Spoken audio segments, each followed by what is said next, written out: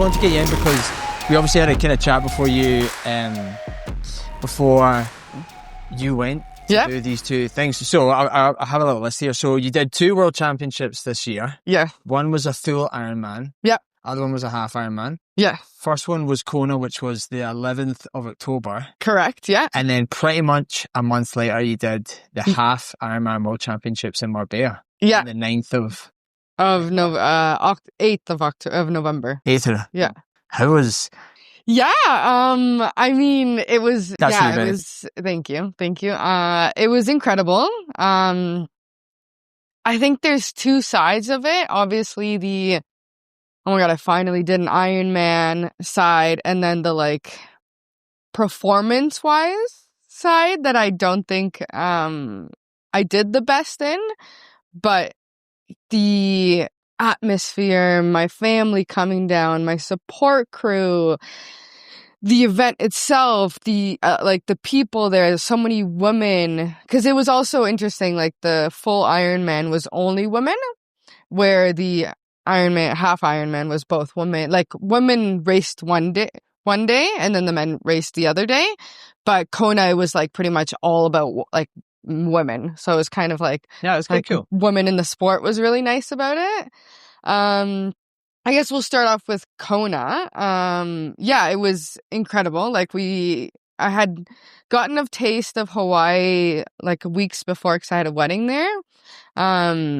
Absolutely loved it. It's just beautiful. Like you have the beach, the weather, and then add along like the Ironman aspect to it of like the history and all of that. So it was incredible. We got there and my best friend who was living on the island was for a month before. She just stayed from like the wedding, camping. So she met up with us as soon as we arrived. It was like me and Brandon, my partner. And then 2 days after, my mom and dad were going to come meet us. And then it was the race, pretty much the day after. So we like hung out. I did some training beforehand. We had a beautiful Airbnb. We were like, had this pool overlooking the sunset, which was really gorgeous. And like did a few of like the Ironman traditions, which are like, the underpants run.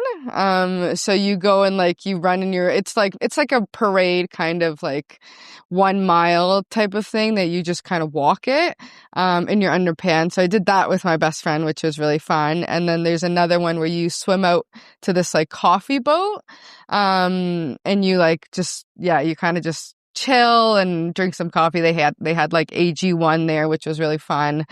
And then we got our race package and it was really exciting. And then, I met up with, my mom and dad, went to the Airbnb, and it was, like a really big Airbnb, and I was like, okay, whatever. And they were giving me a tour, and then my sister and her family like appeared in the bathroom. So they surprised me. I didn't know they were coming. So it was like my sister, her husband, and her 2 kids, which was really exciting. So like this support crew just grew like to 10 people almost. So yeah, and then the race happened. Yeah, the race was hard. I remember last podcast you asked me if there had been times where I didn't think I could do this. Yeah, there has been. Yeah, there is a lot of times during that race that I was like, I don't think I can do this. Like, it's so different, I think, once you get to internationally racing. You get to like obviously a new country where you're not used to things and how they go. Especially for me, it was like swimming in open water, right? You don't really get that around here. You get obviously the lake, but add in an ocean, especially in Hawaii, where you're getting currents from like thousands of miles coming in. So the race started and I just hated every second of that swim. Yeah, which is really shitty because I absolutely love swimming. Like, it's come to close to being my favorite out of like running.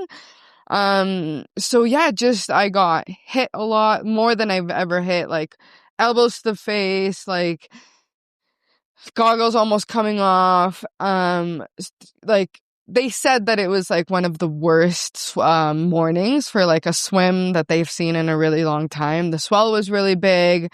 The whole time, I wanted to pretty much stop. It was just like I was dizzy. Yeah, it was not fun at all. I think I swallowed lots of water. The swell was just like, I felt like I was inside of a washing machine the whole entire time. Couldn't get my stroke, couldn't get my breath. So just powered through that. I knew that like I was going at a very slow pace than what I thought I was going to be going at, but also didn't expect it to be that type of condition. So I think that portrayed into me getting onto my bike and not having a good first, I'd say like 75 to 80 kilometers of the bike. I wasn't pushing the power I thought I could push. I think it was at like, I don't know. And then maybe like kilometer, I don't know, 45, I just projectile vomited off the bike. And then you start to like overthink, am I getting enough calories?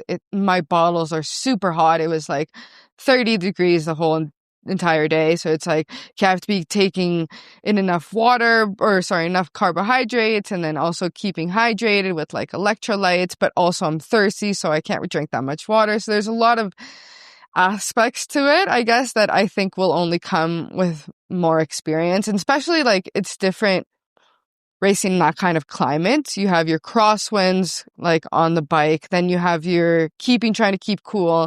Every time I'd pass through an aid station, I'd like just pour water on my body because it was so hot.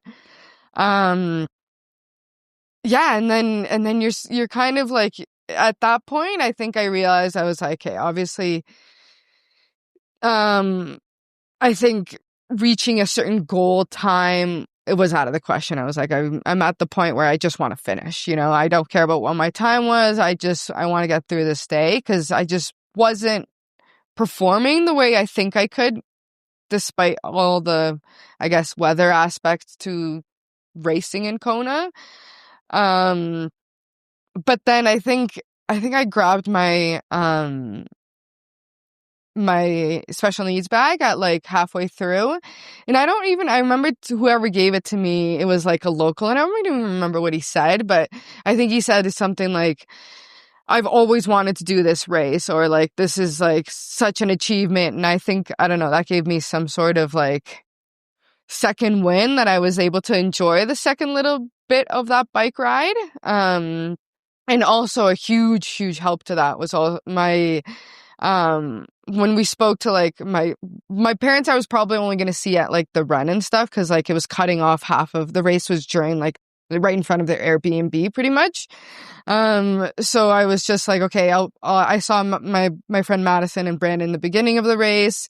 And then I didn't think I was going to see them. They saw me after transition 1, but then after that, normally I was like, hey, I'll just see you on the run. But they actually, surprised me, and were like, it was funny because they're twins, my best friends, and one of them was at one race and the other one was at the other race, so it was kind of funny. So anyway, she was like, took over my Instagram and was like broadcasting everything that they were doing, and it was really, really cute and funny. But they were like, hey, we're going to surprise Hannah and drive the other side of the island and like try and meet her halfway. And I think they ended up coming to meet me like twice on the bike, which I wasn't expecting. So that was like also like another boost of, okay, I'm like, okay, this is awesome. And and I got into a little bit of a groove on the second half, and like was actually pushing a little bit more power.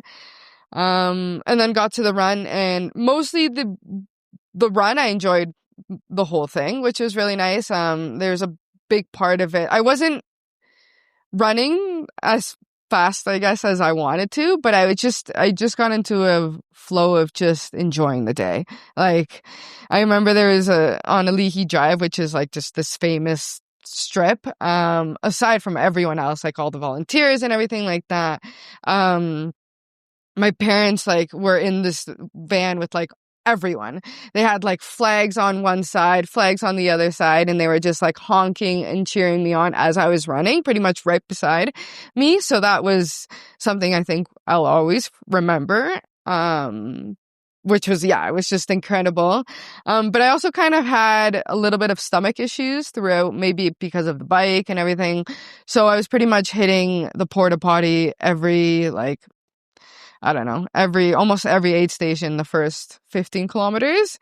And I was also just like taking my time. I'd walk through the aid station, grab whatever I needed, go to the bathroom, and then just kind of keep going.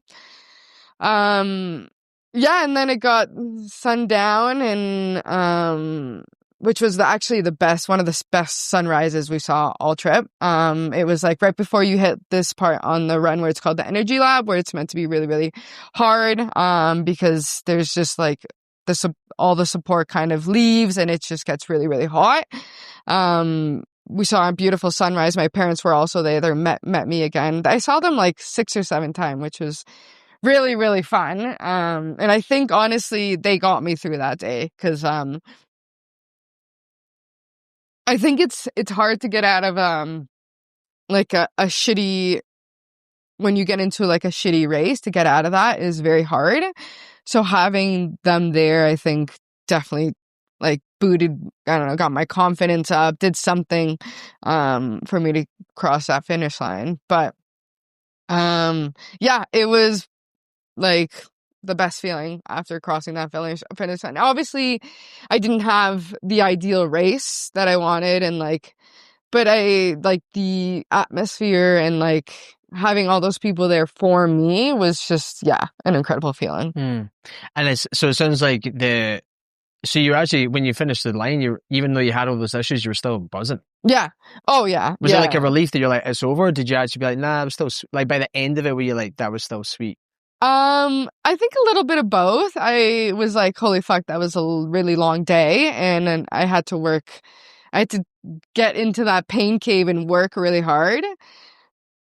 But it was some sort of relief being like, I can finally say I've done an Ironman and it be on world stage, which is pretty cool. There's still a lot of me that's like, like I didn't have what I wanted, like a full circle of what I wanted that to be, but I got pretty close, and I think that I still have it in me to do that. Don't know when that's going to be, but yeah. So that being said, so then how do you do that, and then that like a month later, effectively, you've then got the half, which I know it's only half, but it's obviously it's still like getting back into that same environment where like come home, keep the training ticking over, I would assume. Yeah. Flying back to another foreign country. So walk me through, like, what were you doing in the month in between? So Jordan pretty much went from making me a long distance endurance athlete to now we got to go fast. Fast and short, especially the bike elevation was like pretty much the same amount as Kona, just shorter distance. So the bike was going to be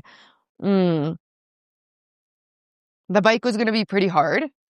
So we did shorter sessions, shorter sessions, more speed work a little bit. I was on the bike a lot, but I also, I got sick a little bit beforehand. So I missed a few training sessions, especially on the bike.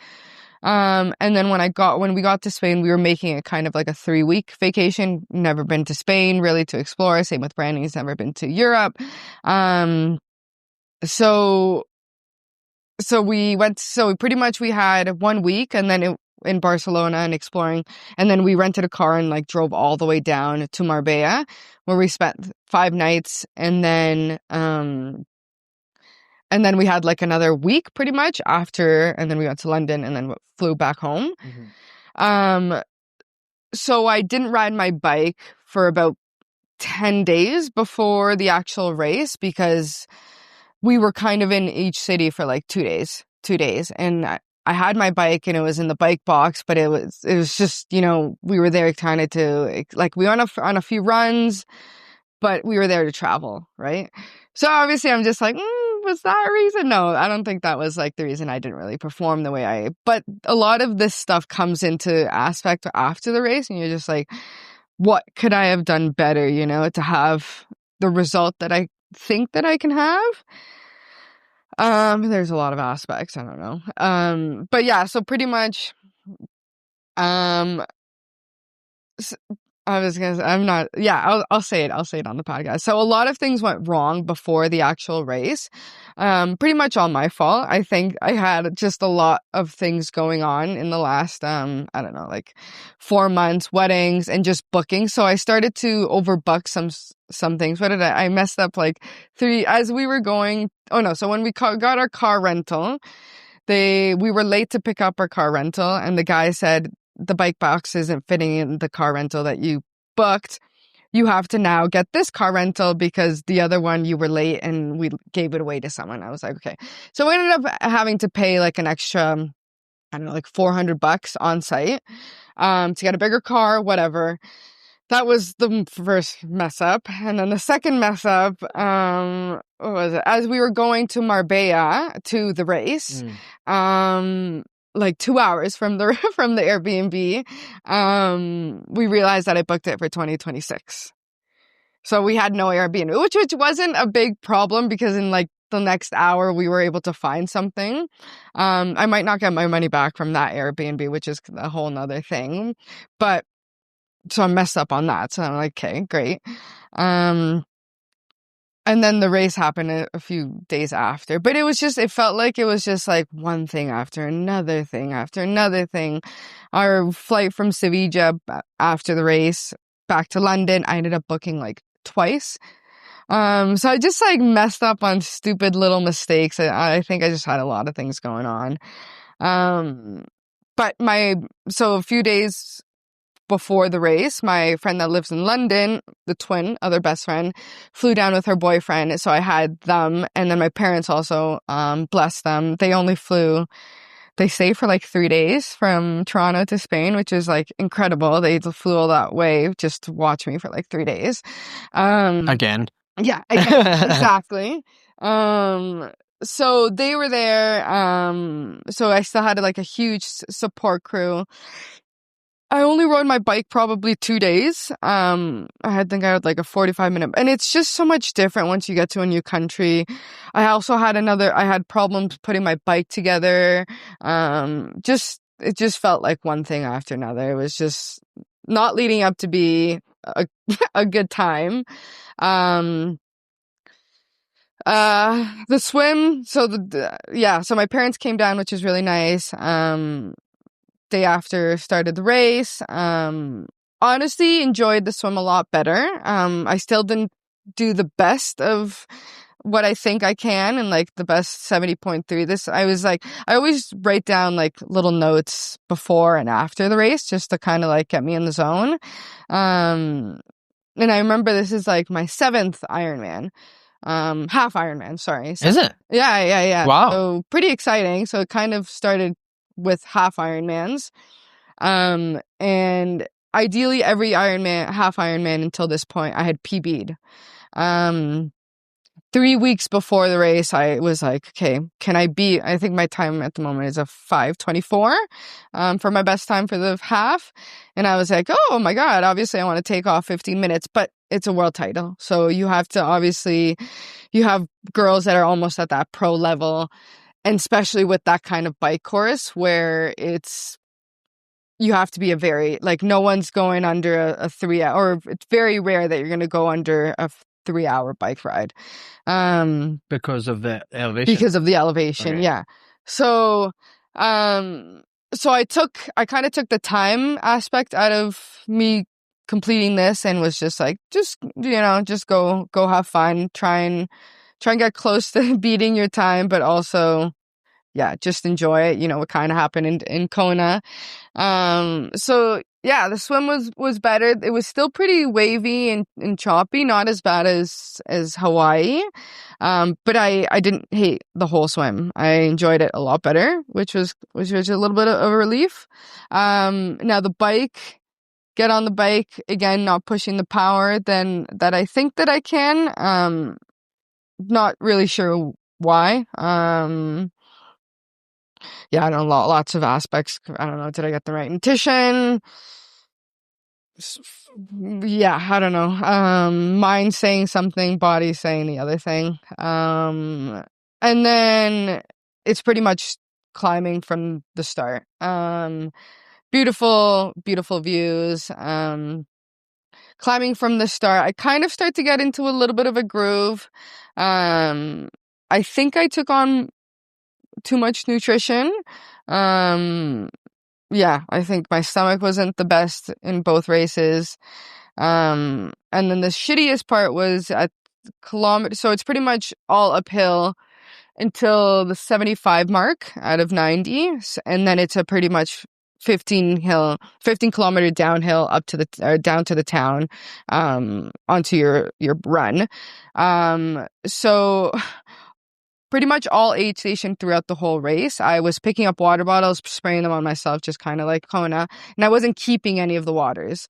Until the last aid station, I picked up a water bottle and I was like, I'm just going to hold on to it because I didn't have any more water bottles, and I shoved it into my back holder, and it like kind of was like, okay, this doesn't fit. I like shoved it in a little bit more, and then a few seconds later, the water bottle, well, I heard something, and it like was like my water bottle had fallen, and then it had like hit. Well, at the time I didn't know this, but it had hit the spoke, which like made the wheel hit the brake, and it wasn't letting my pedal turn.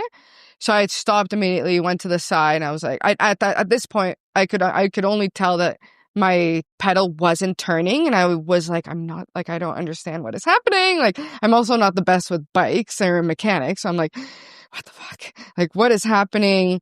I guess it was kind of like a mechanic, but safety or whatever, and a motorcycle stops, and I think if they're not mechanic, they can't hands-on help you. So he was like across the street, kind of like being like, what's wrong? And I was like, I don't know. Like, and then we figured it out that it was the spoke that broke.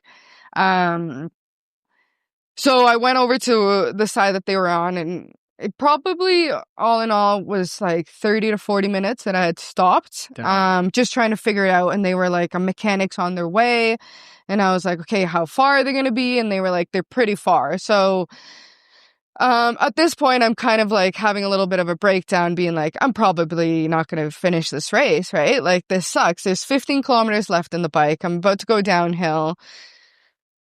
All these people came to see me to race, and I'm not going to be able to. And it also, I'll touch on this a little bit later, but I haven't touched on it, but a big part of it was me racing in Spain for my grandma, who was from Spain. So a big part of this was like, she came into like a lot of the day with me, which was really, really nice. But I was just going to be like, at that point, I'm like, it's disappointing so many people. Like, I've never had this happen. Is this going to be my first did not finish DNF? So I kind of, was crying, had an emotional breakdown. And then I was just like, hey, what can we do for me to try? So I started to like fiddle around with kind of like my chain had fallen also, and figured out that like, if I open up the back brake completely, I get somewhat of a rotation, not like completely, but I get some sort of rotation. And then the guy was like, can I ride down like this? And he's like, yeah, like, you don't have a back brake, but you have a front brake. And I was like, okay. And at this point I was like, I didn't trust my bike. I was like, my bike's kind of broken, so this is going to be very scary. So he was like, the motorcycle guy was like, I'll ride behind you. Obviously go very slow on your descent. And this is the best part of the 90 kilometers, right? That I've just climbed like 3.5 hours in the heat going up.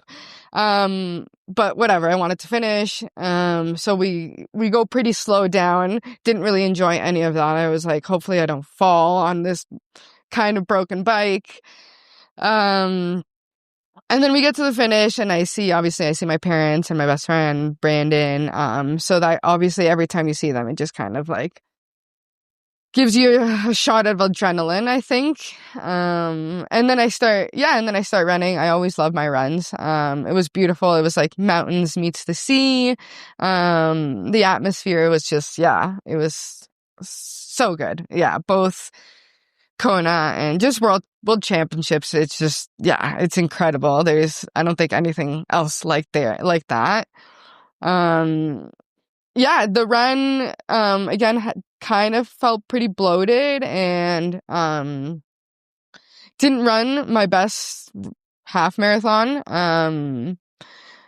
But that's okay. The last like 3 kilometers, I could start to feel a cramp coming on. Obviously, cramps happen for a lot of reasons, but which was a very weird. It was like all of my thigh on my left side. I was like, I know if I start pushing a little bit more, I'm gonna start to create a cramp. I like to sprint the last little bit, so I went a little bit harder. I think the last like I don't know kilometer, and then as soon as I crossed the finish line, I like my calf and quad and hamstring completely just cramped up, and I was just like limping, which was kind of really funny. But yeah, that's pretty much the nutshell of the 2 races. Sounds hectic, kind of. Yeah. And yeah. I mean, like, Jane, there's maybe an obvious question, but is there a significant jump between competing at not like a quote unquote normal Ironman, i.e. just not the World Championships, and the World Championships? Like, do you feel like it does bring a lot more pressure and stuff like that? Yeah, 100%. It's just like when I raced Calgary 70.3, it was a shitty day, but I had a good race, and like I did pretty well. Like I got 3rd in my age group, but then you're adding in 2,000, 1,000 girls that are at kind of the same level you are, if not way better, because half of them don't work or something like that, you know? So that pressure just gets more, and I think the level is just getting higher and higher. So I think the main thing that I've learned, I guess, through both races is obviously improving in all aspects, but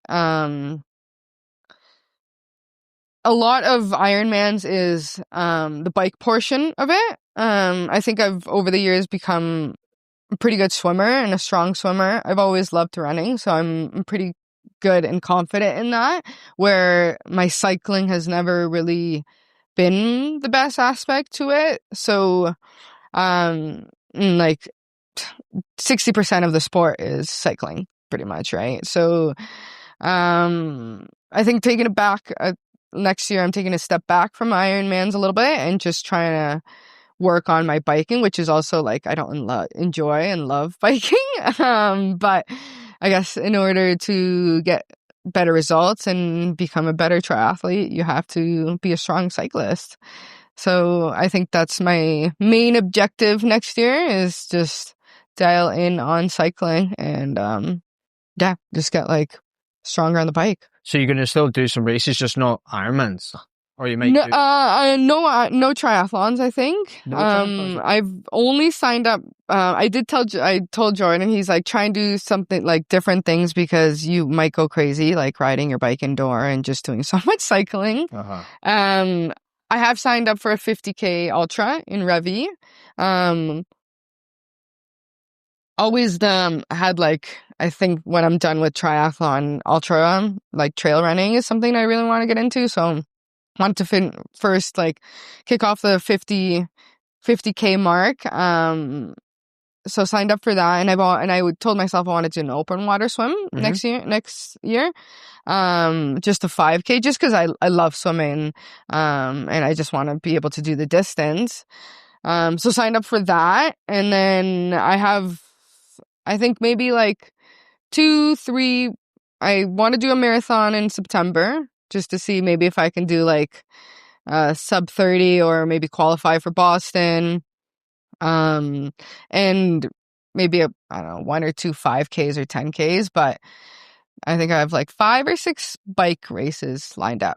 So just gravel races or Grand Fondos, maybe bike from here to Jasper. I'm going to try and see if I can buy a new bike, new carbon fiber, like actually something I can train on, rather than just my TT bike and going up. And yeah, so that's going to be the main focus of next year. And are you taking that year purposely, like, I mean, dialing back isn't the right word to use because you're still doing a ton of stuff, but with regards to like doing like an Ironman World Championship, are you doing it what you want to do next year with the goal of the following year kind of jumping back into the Worlds? Yeah, I think so. I think that's the main objective. All in all is just to see what I can do with triathlon, right? And at this moment in time, it's improving my bike. Once I improve my bike, I see where I'm at and see if I can actually possibly get to that level. So yeah, no, definitely would love to go back to Kona. I told myself that I would go back to Kona, and have like a good race. Same with like the 70.3 titles. Definitely want to beat that 5:24 mark. Sub 4, sub 5. Get that sub 10 Ironman. Obviously start with sub 12, but sub 10 as well. Yeah, so that's kind of where I'm at. And do you think, would you do what you did again, where you did both the World Championships in such close success? No, I don't think so. Is that just kind of like a by chance you just happened to? Yeah, like when I didn't think I was going to qualify, when I did Penticton, I didn't think I was going to qualify for Kona, and I did. That was the first one I qualified for. And then when I when I got third at the Calgary 2 years ago, again, it was, I think, my first podium and my first like qualification at an Ironman level. So they offered me the spot, and I was like, obviously you're like, yes, I want to do this, but then you're also like, Jordan, do you think this is possible? And it was possible. Do I think sometimes if I would have just picked one, would have had a better result? Maybe. We had a lot of things going on this summer, though. I had my best friend get married. I had another wedding in Hawaii. So there's a lot of aspects, I think, to get those perfect results, and that's a lot of sacrifice that I think Jordan's talked a lot to me about. And I mean, I do a lot of sacrifice already, but it's like, if I want to get to that level, I need to do more sacrifices, whether that's, obviously this is like, I mean, not going to a certain event, not traveling as much, just dedicating more time to triathlon and finding ways that I can, like, I don't know, work less, or I don't know. There's a lot more sacrifice, I think, that needs to be done, because to get to that level, you have to pretty much be, I think, swimming, running, biking every day. Obviously, that can't happen if you have a job. But yeah, that's something, hopefully, I don't know, in the next year or so, I can try and squeeze in somehow. What do you think is the biggest unknown sacrifice that people who don't do that won't realize is you're giving up? Because that sounds obvious, like you're giving up a shitload of your time, which I think to anyone on the outside looking in would be like, that's kind of obvious. But is there anything that you think is something that you sacrifice that people don't even really realize? I just think maybe like time with the loved ones around you, possibly. Like, it's a very selfish sport, right? And it's a very expensive, selfish sport. You obviously need a lot of money. How do you get money? You work. Well, I mean, unless you're just fortunate. But yeah, so that's just, it takes time away from the people that you care about, and then it just becomes a little selfish, which is kind of sad. But at the same time, I don't know, you just hope that they love you enough that it's okay. Yeah, I think that's something that I found it's kind of isolating. Lonely is maybe like too extreme a word, but I think it's definitely quite isolating if your friends, I mean, I imagine your friends might be, but when I did mine, like, my friends weren't really into that at all. So therefore, I actually felt it was quite, there wasn't anyone to run with. There was no one to cycle with, no one to swim. Like, it was quite nice swimming with you and Sarah this year when I was doing my own thing.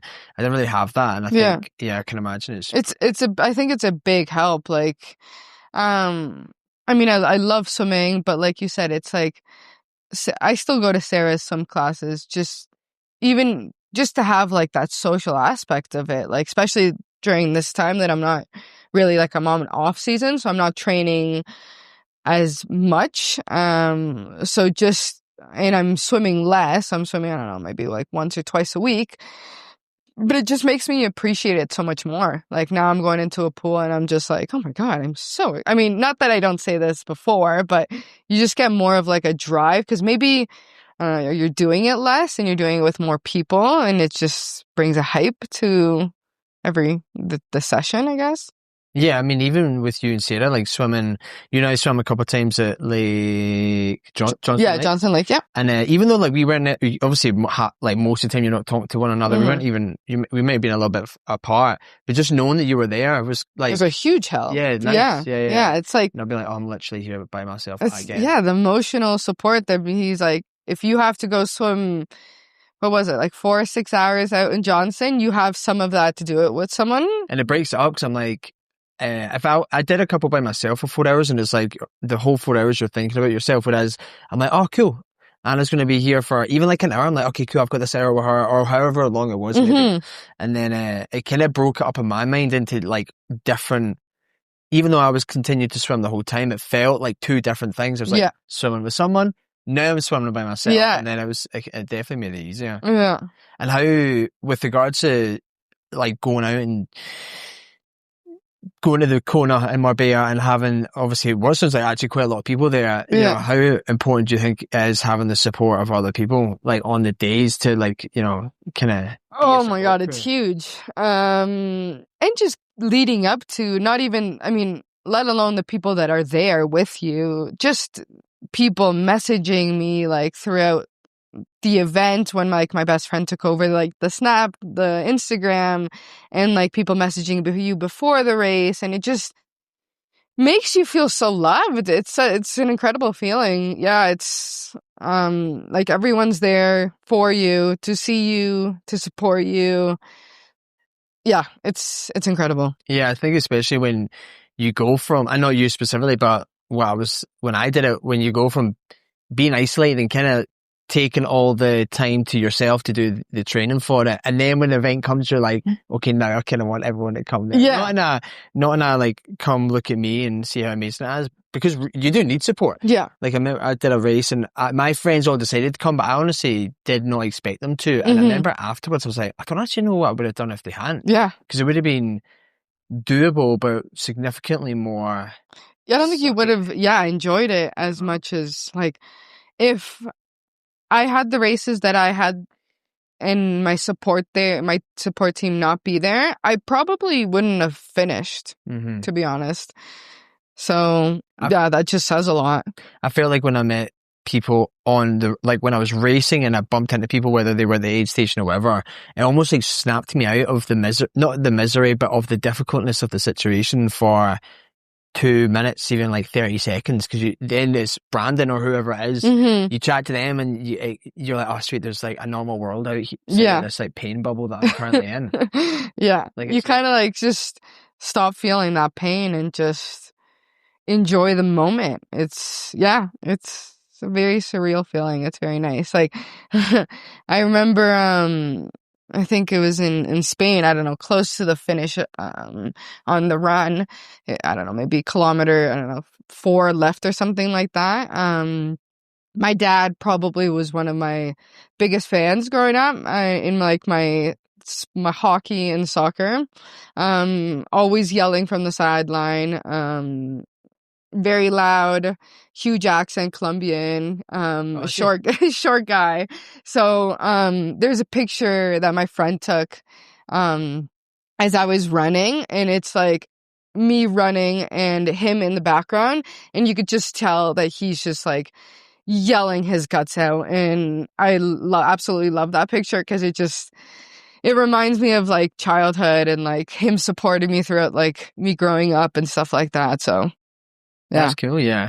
I mean, when I did the Ironman, I didn't have anyone because it was COVID, and it was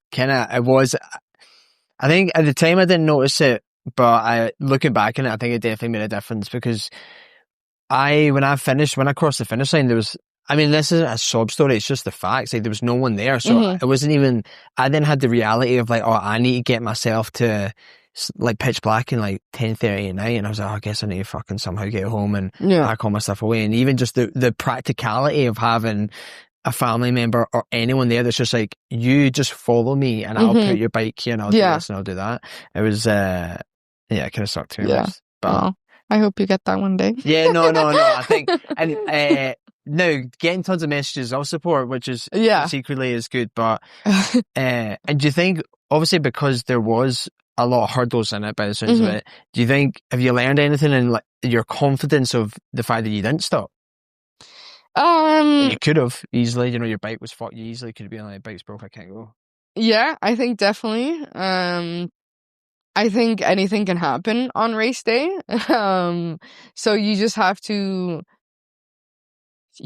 try and, I don't know, remain calm and just face whatever happens. Like I remember I went with swimming. I swam a little bit with, in between after Kona and in between Marbella with Sarah, just to, get that session high, because she's a great swimmer.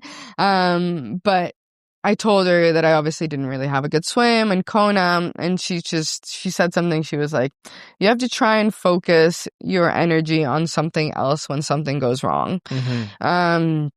So for example, if your swim wasn't the best in Hawaii, and you're just hating life, just focus yourself on something. So she popped into my head a few times during the swim in Marbella, because obviously wasn't having the best swim, but I just focused on my stroke and completing my stroke. And I think that's what made me maybe have a better swim. Who knows?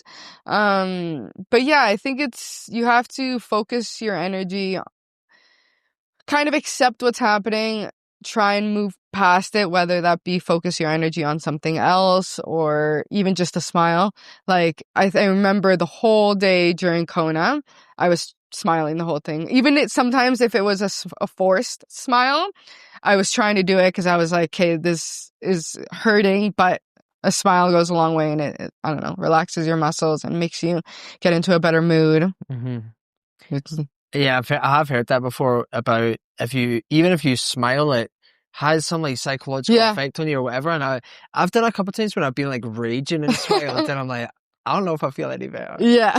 Maybe if I did it for long enough. But so before that, did you have any like practices, if you will, for handling like pressure moments before that? Or were you? Not to that extent. No, not to a world title. I mean, the biggest race I'd say would have, Calgary 70.3. Maybe you just didn't feel the pressure before. Yeah, maybe. Getting to that international level of the pros are there. Just you see all these nice bikes. You see all these amazing athletes, and you just it's a huge pressure on you. It's and then it's like it's very hard to have a perfect race. I think I may have said this to you last time, but I remember when I did the Ironman, it was the first one they'd done after COVID, and everyone was like to me, whether they were, everyone seemed to me like they were like a super athlete, like specimen. I'm like 5'9", like quite stocky, and I honestly think that they thought I was there to cheer someone on, because they just don't. They're they're 6'1", 2, 3", all like super lean, and I had like amazing bikes, and I was like renting this. I mean, I rented a proper bike, but it felt like a rental from someplace, so I can't, and that wasn't even a Worlds though. I feel like the Worlds would just be elevated, and everyone's kind of like looking like an avatar. Oh, it's crazy. There's so many people, it's nuts. And did you bump into anyone that not bump into anyone you know personally, but people that you're like, oh, I've followed you, I know you? Yeah, there was a few. There's actually this girl, she actually ended up being this small world, but I went to like a close high school's cousin. Anyways. Oh, really? Yeah. I started following her on Instagram. Sylvia, she was the first female to complete an Ironman on 6 continents. Okay, yeah. Or the youngest female on 6 continents. So she raced Kona, which is really exciting. So we met up with her, and just kind of talked a little bit, which was kind of exciting. I saw a couple of, pros, and I went to some briefings. That was kind of fun. And then I knew one more who's a coach in Calgary, Sarah, who's also there racing. Okay. Good. So that was kind of fun and nice. Yeah. And is there like quite a? You obviously see they have like quite a lot of stuff when you're there. Like they had like that underwear run and stuff like that. Is it with the Worlds? Is it super serious, or do people still have? Is it quite good? No, it's a good time. Okay, cool. Yeah. Like they'll have like the Nations of Parades. Also, is another one where you. In the beginning of like Ironman week, everyone with their different flags like kind of goes. It's more of like, I would say, like a parade. Yeah. And then they have like an athlete dinner and like breakfast and stuff. All of these stuff you obviously have to pay for on top of the fee. But but it is nice. Yeah. It just made me hungry to come back for sure. Like the island is incredible. You can tell there's a lot of history in triathlon there, which is really cool. And honestly, just super grateful that I had the opportunity to just do both world titles, but also have that support crew. Like I remember Jordan was like, take that in, because he's never had the support crew that, like, for example, I had in any of his races, and he was pro for 20 years, right? So that is something that I'm gonna, I think, hold on to for a long time. And because I know obviously you were kind of even just saying there, like your goals going into this were to better your, like, do another PB. Like, now that you've obviously kind of had it where like every race, so all 7 previous halves you've PB'd. Now that you've kind of had one where it didn't go so well, has it somewhat shifted your goals slightly a little bit in the sense of? I think it depends on the course. Okay. Yeah. I think if I have a course like Calgary, I mean, still a hilly course, but I'm not swimming in the ocean. So I think you go to Florida, there's a really flat course. I could probably do I don't know, but I could do close to a 10 or 11 Ironman, right? Because it's just a flat course. So I think I have to maybe take that into consideration, and also going international, the field just opens up 10 times more. So you have to be prepared to be racing along the best, which I knew, but I guess I didn't.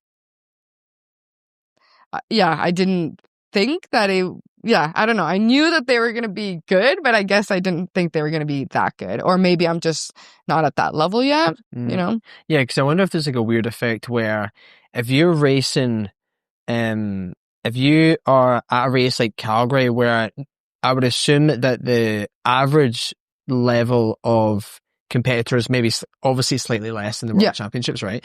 So you're probably getting, I would assume you're probably getting, you can field, is that the right word? You can place higher in Calgary.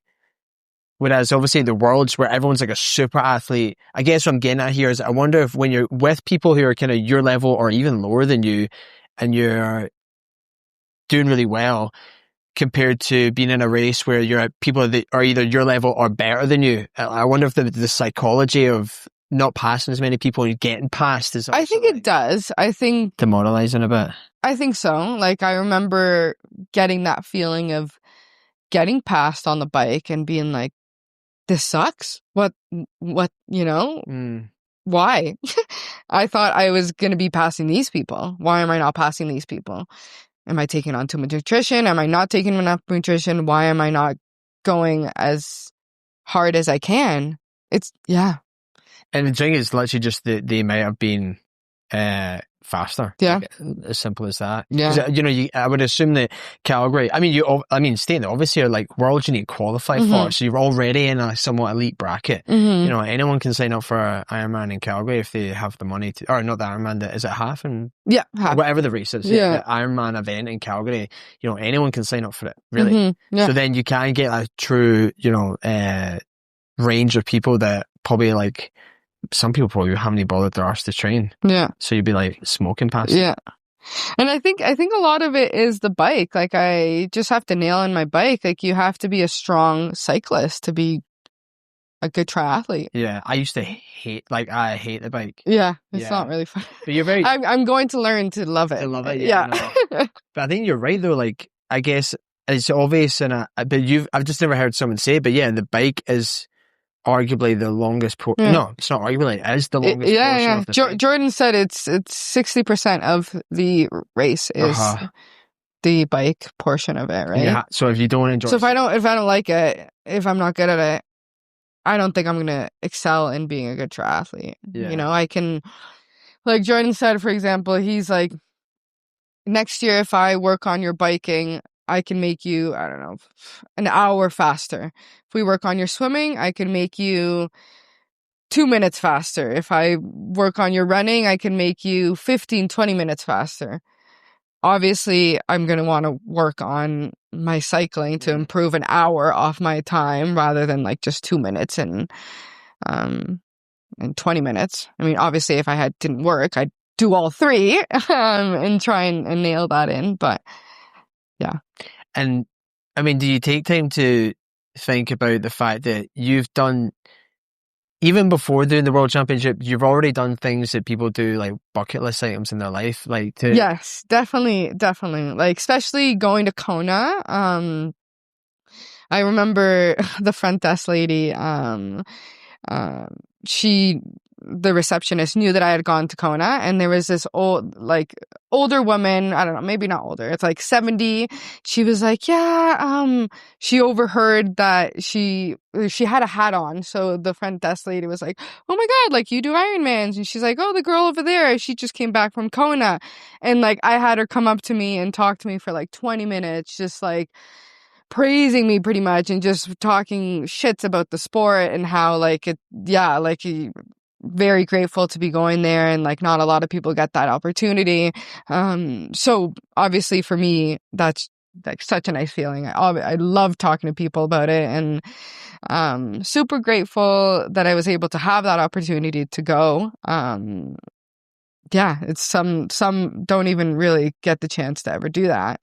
Now I just want to go and obviously do better, but yeah. And I mean, you've already qualified once, so am I being dumb here? But I mean, as long as you unless the qualifications change drastically, like you can... They have changed a little bit. Honestly, they keep changing. They have made it a little harder to qualify. I could be wrong, but I think you have to actually become like top 3 in your age group. Wow. Yeah. Where technically when I qualified for Kona, I came 7th.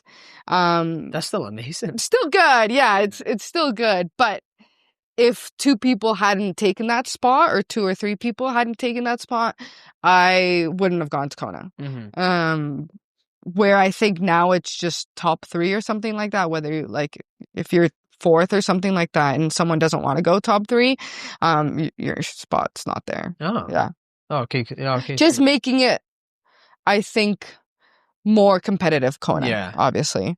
Yeah, because actually, and this isn't to take away from it, but we obviously know, like, I know a few people that have qualified for it, and I think when I was dipping my toe, I know 3: you, Josh, and my mate Alex, who've done it, and to be fair, you're all actually really good. So I'm not making out as if it's like the average Joe, but I guess what I'm getting at is there's people that I know have qualified that I guess I would have just thought, you think the Ironman Worlds, and you think you're probably like elite of the elite, and you guys are, but I guess they're just trying to maybe make it more elitist, but not in a bad way, like in a more competitive way. Yeah, I think minimize that. Instead of making it, I don't know, 3,000 athletes, now they're making it 1,500 or 2,000, and just making it faster. Goes back to elevating the sport. Yeah. And do you know why it was like? Why was the men's and why was it? I think they gave out too many slots at Kona or something like that. I'm not really sure.